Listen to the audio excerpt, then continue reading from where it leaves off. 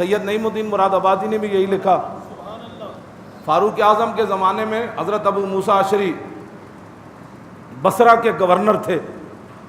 حضرت عمر کو بتایا گیا کہ انہوں نے ایک نصرانی کو اپنا کاتب رکھا ہوا ہے، وہ لکھتا ہے ان کے خط و کتابت، حساب کتاب لکھتا ہے۔ حضرت عمر نے ابو موسیٰ اشعری کو بلا لیا، گورنر کو بلا لی، فرمایا تو نے ایک نصرانی کو یہ عہدہ کیوں دیا ہے؟ اللہ ان کو ذلیل کہتا ہے، تو ان کو عزت دیتا ہے۔ اللہ کہتا ہے ان کو دور رکھو، تم ان کو قریب کرتا ہے۔ ابو موسیٰ اشعری کہنے لگے کہ اس کے بغیر میرا گزارا نہیں۔ سنیں ذرا بات، اسلام یہ ہے۔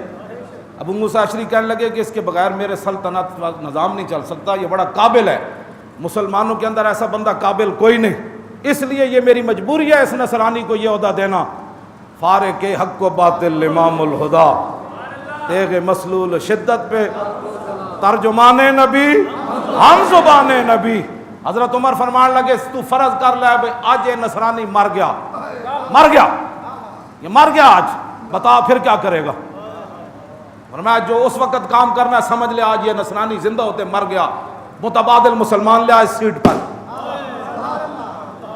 جب بات یہ ہو نا تو پھر اسلام اپنی آب و تاب کے ساتھ کسرا کے دروازے کھڑکا دیتا ہے۔